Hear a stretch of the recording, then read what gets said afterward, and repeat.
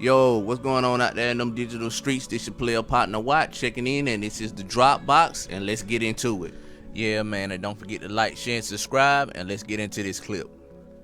Of people talking about mental health in professional sports, which I think is a big opportunity. I would like to ask you if you are proud of being brave at that moment and all the people that you are inspiring, and if you have talked with Simon Biles during the Olympics of, or after them.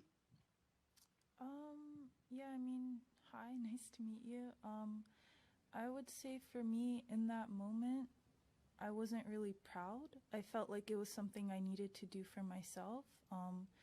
And more than anything, like, I felt like I holed up in my house for a couple weeks and I was a little bit embarrassed to go out because I didn't know if people were looking at me in a different way than they usually did before. But I think the biggest eye opener was going to the Olympics and having other athletes come up to me and say that they were really glad that I did what I did. So after all that, yeah, I'm proud of what I did, and I think that it was something that needed to be done. Yeah. And have you spoke with Simon Biles during Olympics or after them? I sent her a message, but I also want to give her space because I know how overwhelming it can feel. I'm actually very interested in that point of view. So if you could repeat that, that'd be awesome. The question was that you're not especially fond of dealing with the media, especially in this format. You have suggested there are better ways to do it, that we'd like to try to explore that. My question, I guess, was you also have outside interests beyond tennis that are served by having the platform that the media presents to you. My question is, how are you able? How do you think you might be able to best balance the two? Um, I mean, for me, I feel like this is something that I can't I can't really speak for everybody. I can only speak for myself, but ever since I was younger, I've had a lot of media interest on me, and I think it's because of my background as well as, how I play.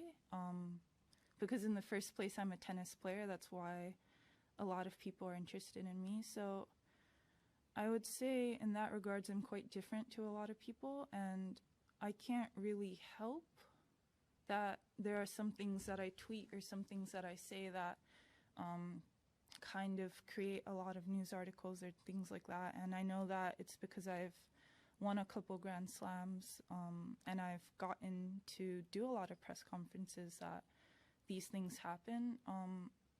But I would also say, like, I I'm not really sure how to balance it too. Like, I'm figuring it out at the same time as you are, I would say. Thank you. Okay, thank you, Paul. We're going to do four more questions or four more journalists. We're going to go Courtney, Jeff, Stuart, and then Ben Rothenberg. So, Courtney, please go ahead and state your name and publication, please. Thank you. Courtney Nguyen, WTA Insider. Hello, Naomi. Hopefully, it's okay if I ask a couple of tennis questions. The first one is just how the training has been and how your preparation has been for the summer hard court swing.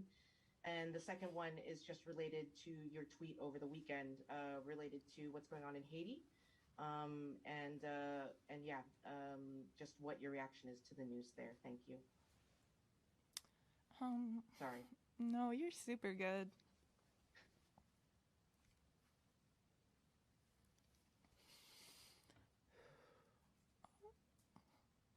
Okay, I think we're just going to take a quick break. We'll be back in one moment.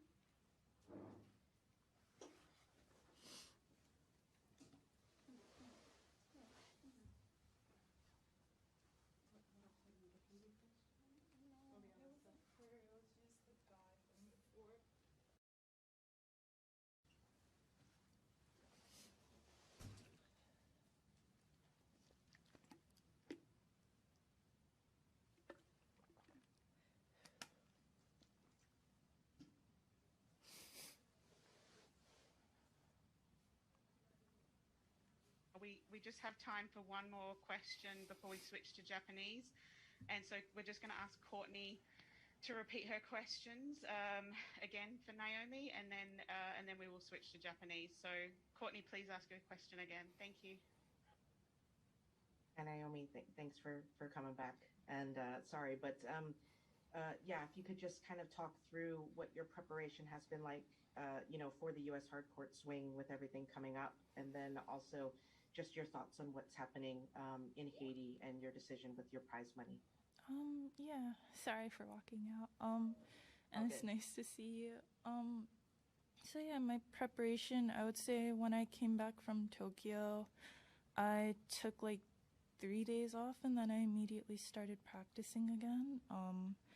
And for me, I felt like I played well in Tokyo, but there were still some decisions that I didn't make that well. So I just wanted to get that feeling back because I honestly haven't played many matches this year. So I guess I'll see how that takes me and how well I'll do this tournament and sort of lead it on from there into New York. And I would say for Haiti, I feel like I'm not really doing that much. Like I could do more, and I'm trying to figure out, what I can do and what exactly, or where exactly to put my energy into.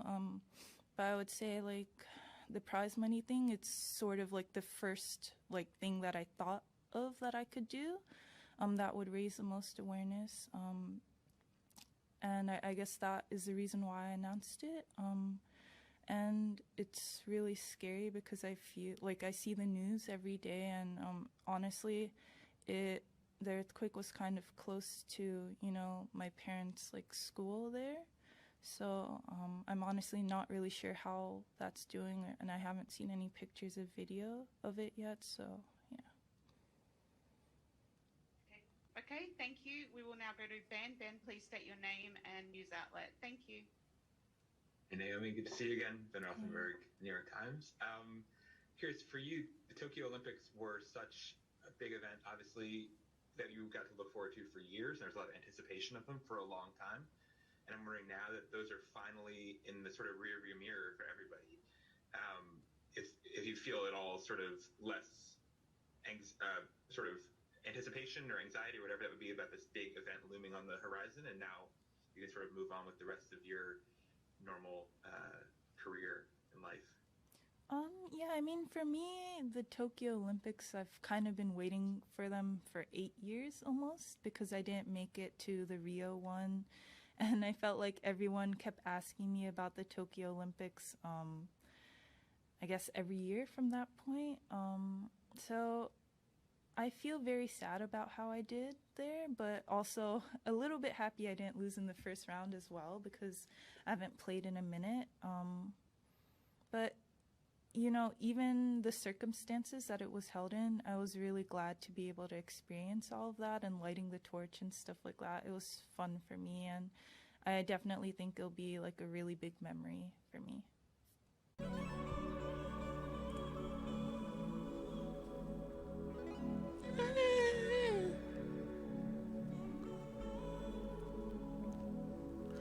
So yeah, that was the clip of Naomi Osaka doing a press interview, and she gets a little emotional during the interview. One of the reporters asked her a question in regards to her interaction with the media and the success that and he alluded to rather the success that she has in other dealings because of this media press or this media coverage that she gets from being a tennis player.